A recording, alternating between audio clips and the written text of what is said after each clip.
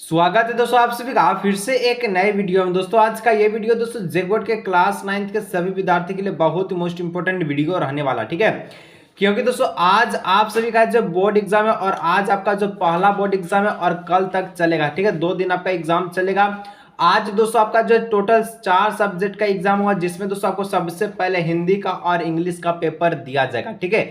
तो आज की इस वीडियो में हम लोग देखने वाले हैं झारखंड राज्य विद्युत परिषद क्लास 9th एग्जामिनेशन 2024 का, ठीक है, एमसीक्यू टाइप का क्वेश्चंस पेपर आज के इस वीडियो में सोल्व करने वाले हैं। तो आप वीडियो को अंत तक देखिएगा। और आज एग्जाम है दोस्तों, डायरेक्ट आपको क्वेश्चंस 1 मार्च के एग्जाम में दोस्तों आज जो है देखने को मिलने वाला है, इसलिए वीडियो पे कंप्लीटली वॉच कीजिएगा। जितना सारा दोस्तों को जरूर शेयर कीजिएगा और सब्सक्राइब नहीं किए चैनल को सब्सक्राइब कर लीजिए, ताकि और भी वीडियो को नोटिफिकेशन आपके पास पहुंच सके और भी सब्जेक्ट का आप जो है देख सके और एग्जाम में तहलका मचा सके, ठीक है। समय आपको 1 ही घंटा दिया जाएगा और पूर्णांक इसका जो है 40 नंबर का रहेगा, ठीक है। तो चलिए बिना देरी के वीडियो को शुरू करते हैं। जाइए एग्जाम में तहलका मचा के आइए।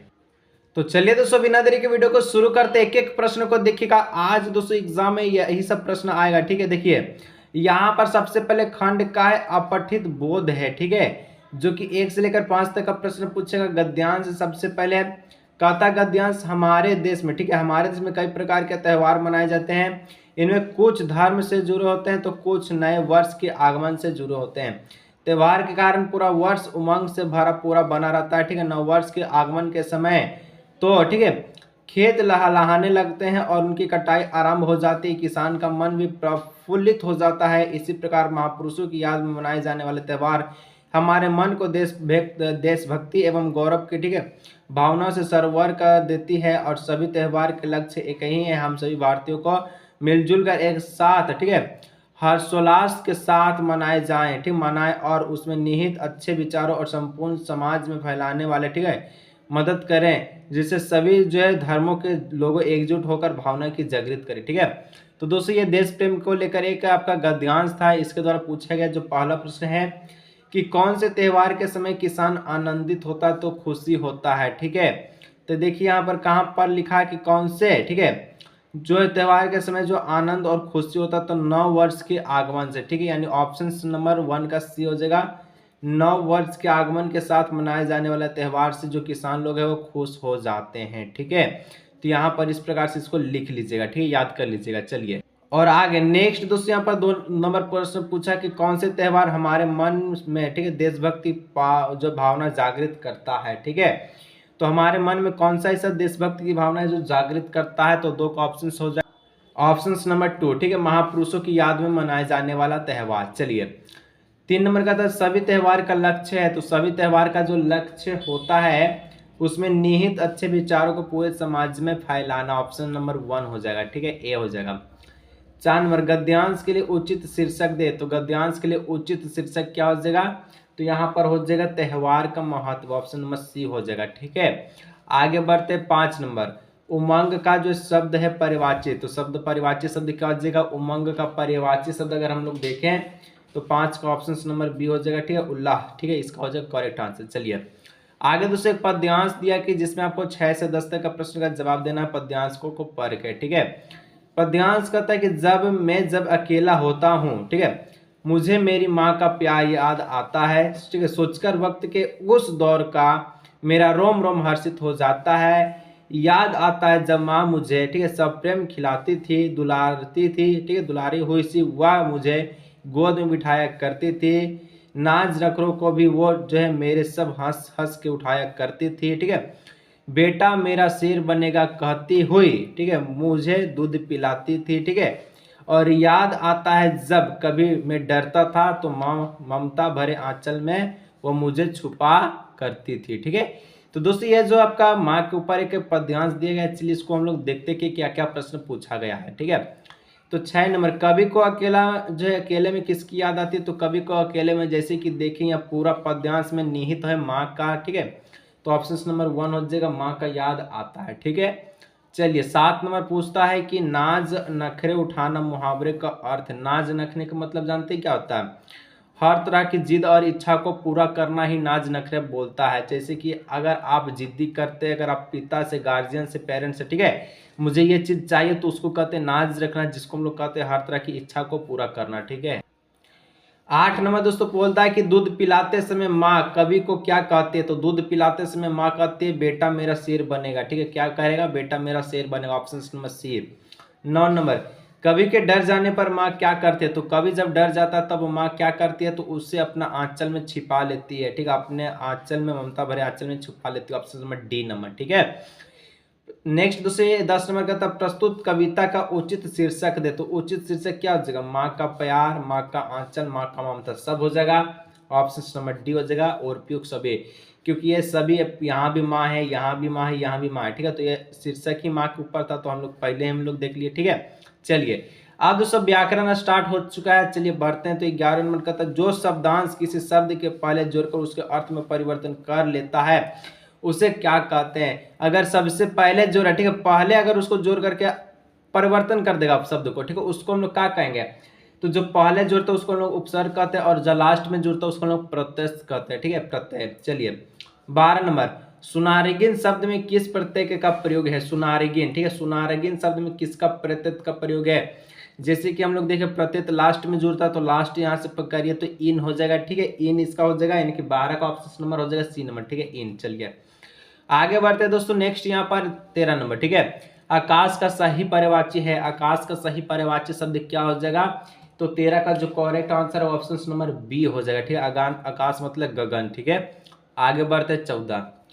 सीता आम खाती है वाक्य में ने उपसर्ग के प्रयोग में कौन सा परिवर्तन है, सीता आम खाती है, तो सही सेंटेंस में बदलिए, तो सीता ने आम खाया, क्या किया, सीता ने आम खाया, इसको हम उपसर्ग में कर दिया और ने का प्रयोग हम लोग यहाँ पर इंडिकेट कर दिए। ठीक है, आगे बढ़ते हैं 15 नंबर 4 लीटर दूध। ठीक है, दूध में विशेषण शब्द है, 4 लीटर दूध, विशेषण बताना है, कौन हो जाएगा। ठीक है, तो 15 का ऑप्शन नंबर क्या हो जाएगा, 4 लीटर जो है यही आपका विशेषण हो जाएगा, ऑप्शन नंबर 1 हो जाएगा। ठीक है, 16 कहता है कि राम ने समय पर अपना पूरा काम जो किया, रचना के आधार पर वाक्य के भेद बताएं।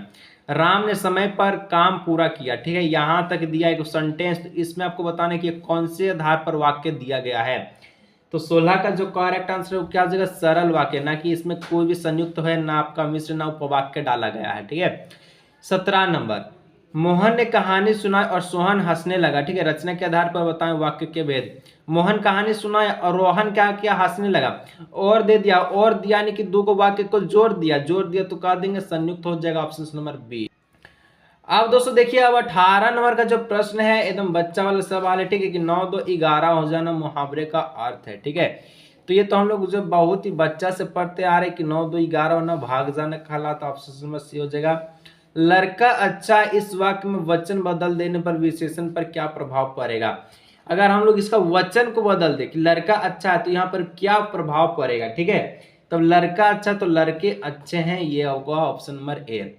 विशेषण पद के द्वारा जिसकी विशेषता बताई जाती है उसे क्या कहते हैं। अगर विशेषण पद में जिसकी विशेषता बताई जाती है उसको हम लोग क्या कहते हैं, तो 20 का ऑप्शन नंबर सी हो जाएगा, विशेष कहते हैं। ठीक है, आ गया दोस्तों आपका बुक से प्रश्न जिसका आपको बेसब्री से इंतजार था, जो कि 21 से लेकर 30 तक एक छोटा सा यहाँ पर कुछ झिलमिला के दिया, और उसके बाद 30 से लेकर 40 तक में। ठीक है, एकदम मस्त रहेगा क्वेश्चन, जिसमें आपको मस्त लगेगा। ठीक है, सबसे पहले देखिए एक गद्यांश दिया जो कि आपका किताब से है, कहता है मोको कहाँ ढूंढे बंधे, मैं तो तेरे पास में, मोको कहाँ ढूंढे बंधे, मैं तो तेरे पास में, ना मैं देवल ना मैं मस्जिद, ना काबे कैलाश में, ना तो कौने क्रिया कर्म में, ना ही योग वैराग्य में, खोजे होए तो तुरंत मिलिए पल भर की तलाश में, कहे कबीर सुनो भाई, कहे कबीर सुनो भाई साधो। ठीक है, सब श्वासों की श्वास में।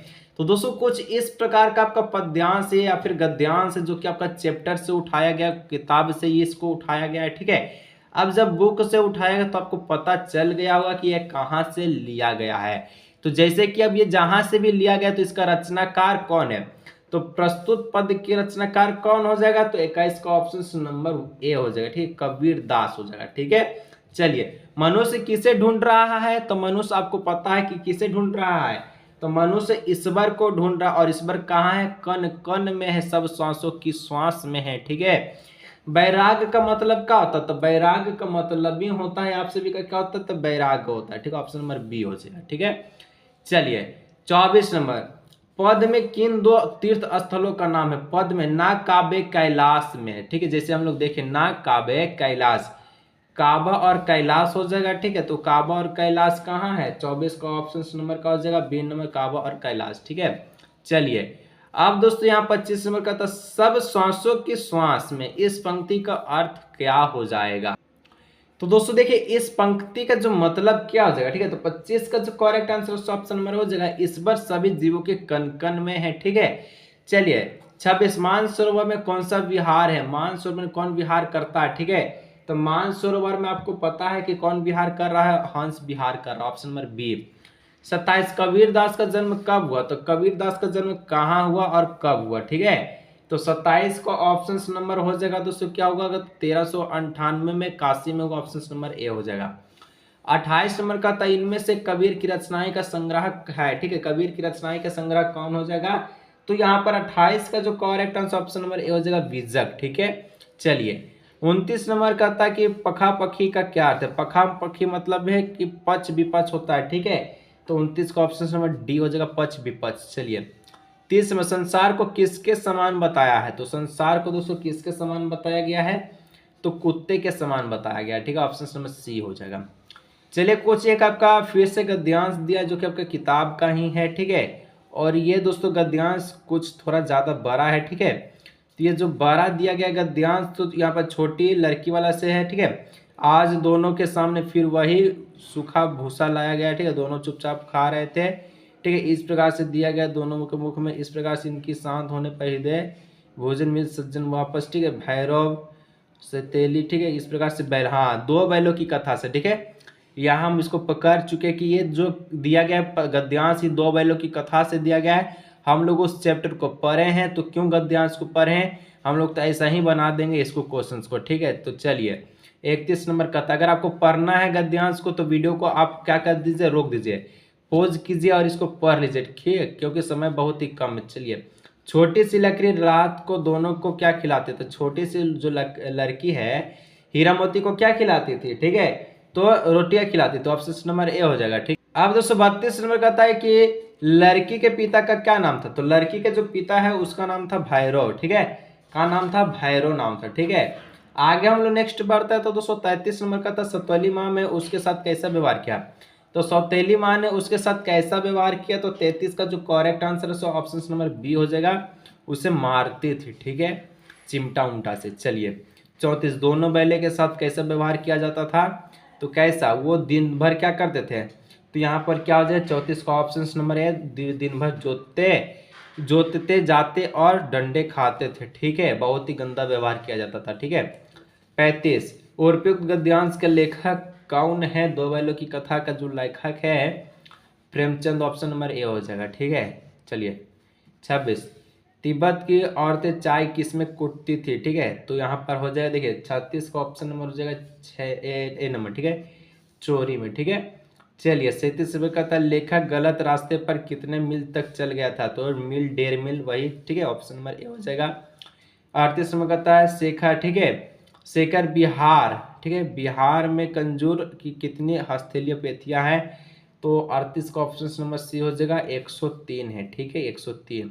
यहाँ तक पहुँचे, सब्सक्राइब नहीं किया सब्सक्राइब जरूर कीजिएगा, जितना सारा दोस्तों को जरूर शेयर कीजिएगा। ठीक है, अब इसके बाद आपका मैथ का वीडियो अपलोड हो जाएगा, उसको देख लीजिएगा, और उसके बाद साइंस का कर देंगे, उसके बाद इंग्लिश का कर देंगे। ठीक है, और आज एग्जाम आपका अच्छा जाएगा। ठीक है, चलिए 39 रुपये का था लेखक। ठीक है, लंडकोर के। ठीक है, क्या कहता है? तो मार्ग में अपने साथियों से किस कारण बिछड़ गया? ठीक है, तो यहाँ पर दोस्तों क्या हो जाएगा 39 का ऑप्शन नंबर सी हो जाएगा, लेखक का घोड़ा धीमा चलने लगा और रास्ता भटक गया। ठीक है, 40 अंतिम प्रश्न है, वृंदावन की नदी का सांवला पानी किसकी याद दिलाती है?